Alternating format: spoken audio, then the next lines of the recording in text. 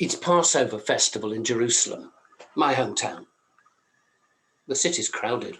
All the inns and hotels are bursting at the seams, and Jews from all over come to town for this special occasion. It was so crowded.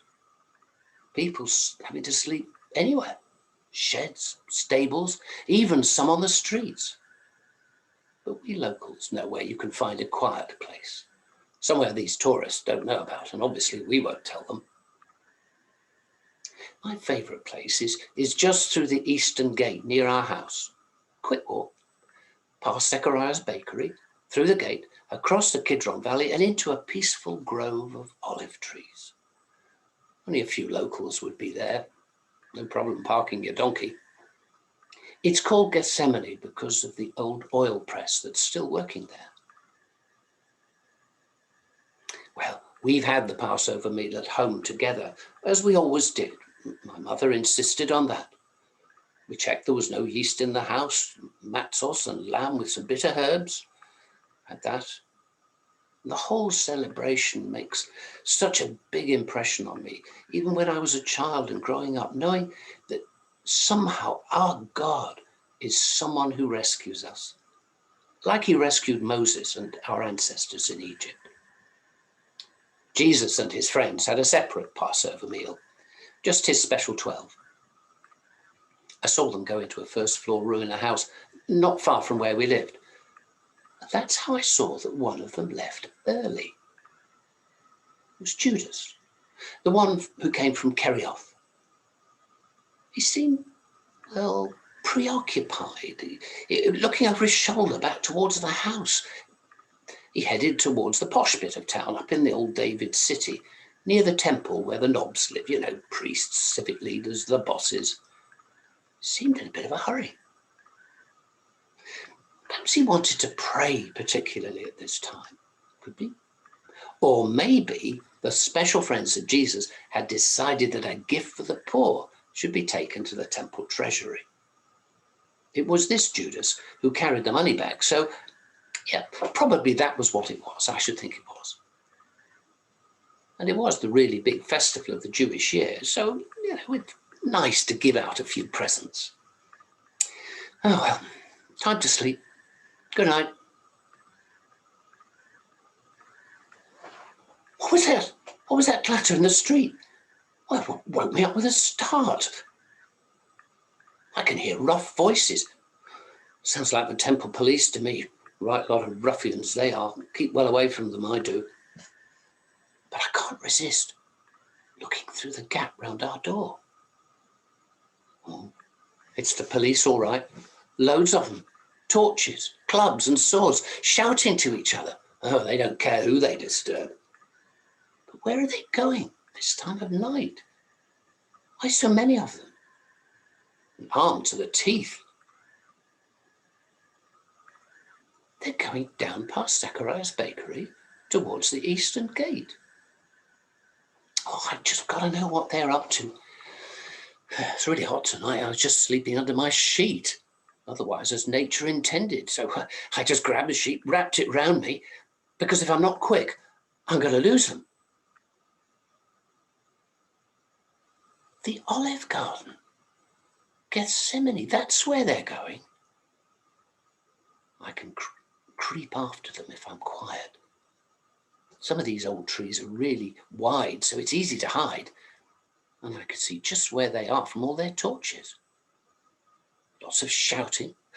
Somebody swung a sword. I can see the flash of it in the torchlight.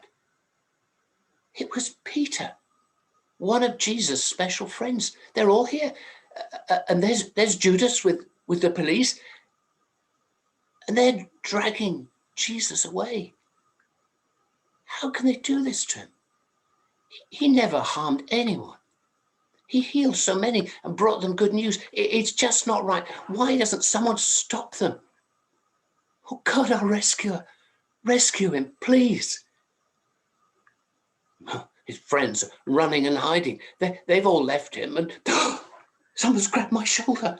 It's one of the temple police. He's trying to drag me off as well. I'm going to struggle. I'm going to fight him for it and I'm running for my life. Leaving my sheet in the hands of the police. I can hear him laughing. as he sees he's got nothing else on. Back through the olive trees, through the gate, past Zachariah's bakery. Thank goodness they're all busy inside. And then in my own door at last. Oh, sitting in my bed, I'm all of a tremble. How can this have happened? Jesus dragged off in the middle of the night. And we all left him to it. How could we let him down so badly? I'm safe in my own room. No one saw me come here. But Jesus is alone in the hands of those who hate him.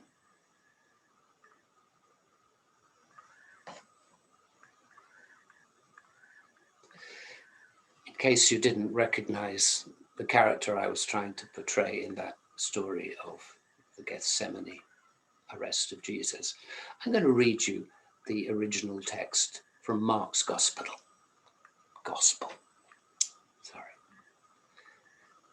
Mark 14. Jesus and his friends went to a place called Gethsemane, and he said to his disciples, "Sit here while I pray." He took Peter, James, and John along with him, and he began to be deeply distressed and troubled. "My soul is overwhelmed with sorrow to the point of death," he said to them. "Stay here and keep watch." Going a little further, he fell to the ground and prayed that if possible, the hour might pass from him. "Abba, Father," he said, "everything is possible for you. Take this cup from me. Yet not what I will, but what you will." Then he returned to his disciples and found them sleeping. "Simon," he said to Peter, "are you asleep? Couldn't you keep watch for 1 hour? Watch and pray so that you will not fall into temptation. The spirit is willing, but the flesh is weak." Once more, he went away and prayed the same thing. When he came back, again, he found them sleeping because their eyes were heavy. They did not know what to say to him. Returning the third time, he said to them, "Are you still sleeping and resting? Enough. The hour has come. Look, the Son of Man is delivered into the hands of sinners. Rise, let us go. Here comes my betrayer." Just as he was speaking, Judas, one of the 12, appeared with him. And there was a crowd, armed with swords and clubs, sent from the chief priests, the teachers of the law, and the elders. Now the betrayer had arranged a signal with them. "The one I kiss is the man. Arrest him. Lead him away under guard." And going at once to Jesus, Judas said, "Rabbi," and kissed him. The men seized Jesus and arrested him. Then one of those standing near drew his sword and struck the servant of the high priest, cutting off his ear. "Am I leading a rebellion," said Jesus, "that you've come out with swords and clubs to capture me? Every day I was with you, teaching in the temple courts, and you did not arrest me. The scriptures must be fulfilled." Then everyone deserted him and fled. A young man wearing nothing but a linen garment was following Jesus. When they seized him, he fled naked, leaving his garment behind.